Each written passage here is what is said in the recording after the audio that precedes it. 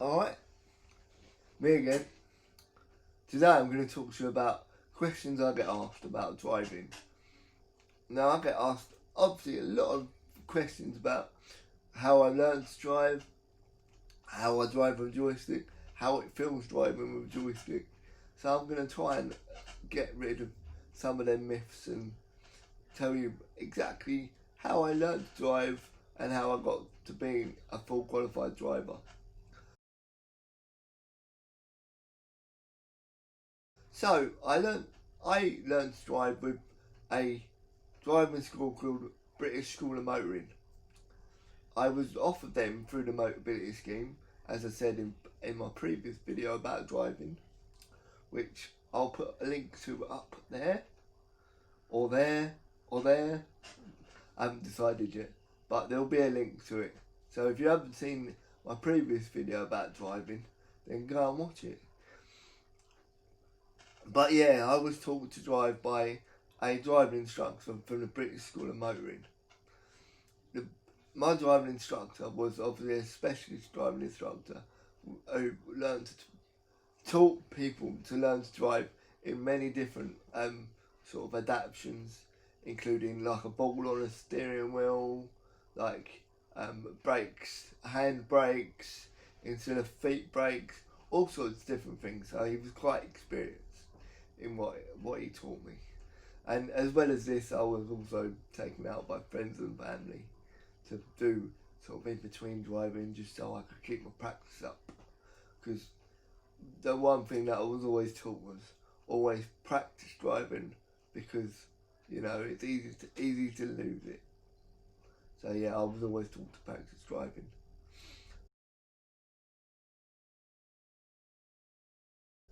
How many lessons did it take?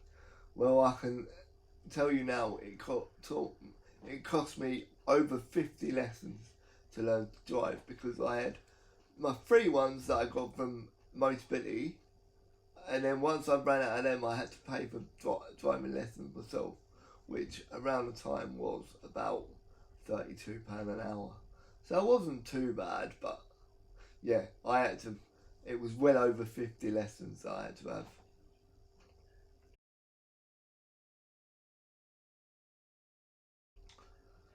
Did I have to take a special test? No, I didn't have to take a special test. It was purely just like a normal test like anybody else. So it was like you were told by the driving instructor where you got to go, how your indicators worked. You know, you were taught how to do manoeuvres like reverse round corner, turn in the road, that sort of thing, emergency stop. So it was just a normal driving test, really, including my theory. And my funny story about my theory test is, in the UK, the theory test lasts for up to 2 years. So if you take a theory test and you pass your practical within 2 years, you're fine. But it took me so long to learn to drive, which I'll talk about later on, that I actually ran out. My theory test ran out, so I had to do it again.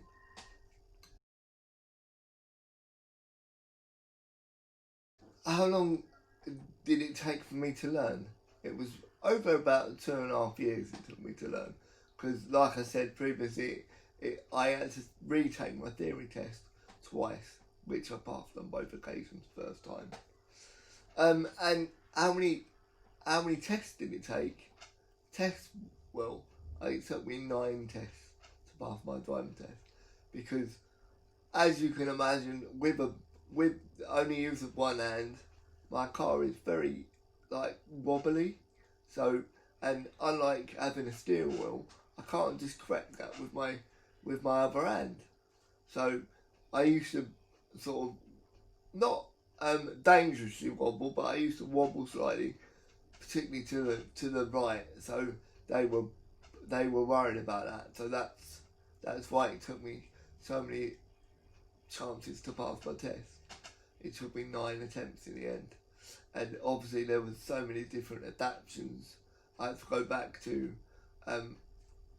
the garage where they did my adaptions a few times, and they put like my arm in a sort of a sling thing, so it would stay in the right position for when I was driving, but then that restricted me in other areas, so I couldn't actually carry on driving with that thing. So yeah, there was a lot of different adaptations, a lot of tweaking to actually get me to a standard where I was able to pass my test, which I think is why it took me so long. So it wasn't completely my fault, despite what my mum and dad say.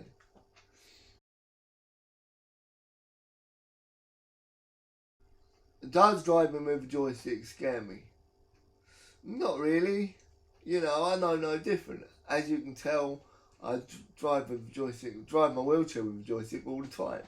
The only thing that I had to get used to was the fact that the joystick in the van, I push it forward to brake and backwards to accelerate, which is completely the opposite to this one, because this one's forward to accelerate and backwards to go backwards or stop. So yeah, that's the only difference that it makes.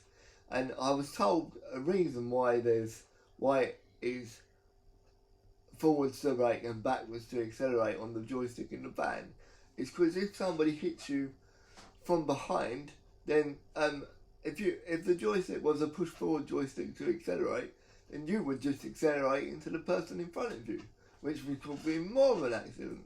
So that's why the joystick is forwards to brake and backwards to accelerate.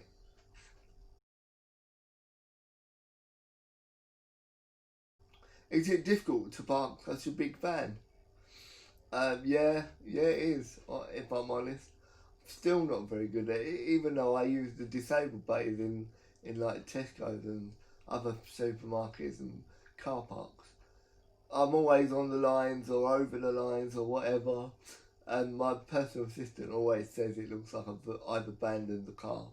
So yeah, it is difficult to park, and although I do prefer to park in like bigger bays so you've got more space and stuff, and I always have to think about if I park on the end of a bay or in one of them bays where somebody could possibly park behind you, I always have to think about are they going to leave enough access for my back to come up and for me to be able to get out.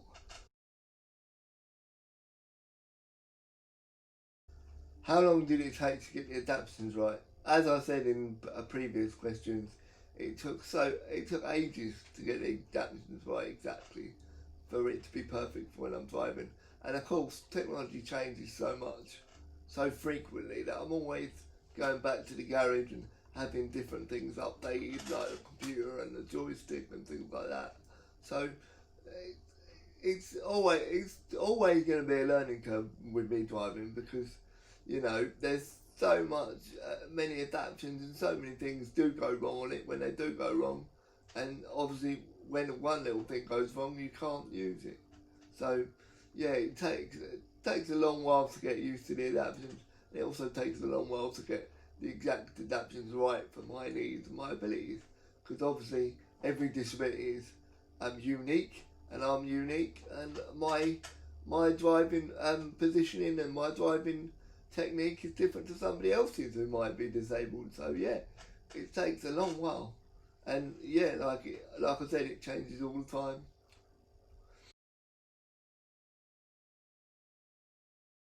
When I was out driving once, I was on my way back from university and I broke down at a set of traffic lights, and all the electric went in the car. I was plunged into complete darkness, and it was completely, absolutely scared me stiff, right? And of course, I was just about to pull away the traffic lights. Everything went dead. There was people tooting at me, swearing at me. I couldn't even open my window to shout out, "I've got a problem! I've got a problem!" Like, in the end, a lady come up to me and said, like, "Do you need help? Do you need help? Do you need help? I'll phone you an ambulance. I'll phone you an ambulance." I was like, "No, I don't need an ambulance. My car needs an ambulance." And yeah, that was. She was trying to be nice, but that wasn't very helpful. Anyway, in the end, the police turned up. I didn't phone them or nothing because I obviously couldn't use anything. My breakdown thing weren't working because all the electrics in the car had been, because I normally have a button on the side, so if I do break down, then I can get in contact with like a breakdown service or ring 999. But yeah, eventually the police turned up, and the policeman said to me, knocked on the window, said to me, "You can't park there, mate." And I said, "Well, I know that." In the end, it took 4 policemen to push my massive VW to the side of the road. So I was in the car completely helpless, couldn't even steer it because I didn't have a steering wheel on at the time. So I was in the car, there was 4 policemen trying to push me to the side of the road. An absolute nightmare. Hope you've enjoyed this video. If you do like it, then please like, please share, please subscribe, and please comment if you've got any other funny driving stories. And if you are a disabled driver yourself and you've come across this video, then please check out my last video. I've put a link in the description as well as a link elsewhere. So if you like it, please like and subscribe and tune in next time. Thanks very much, people. Cheers. Bye.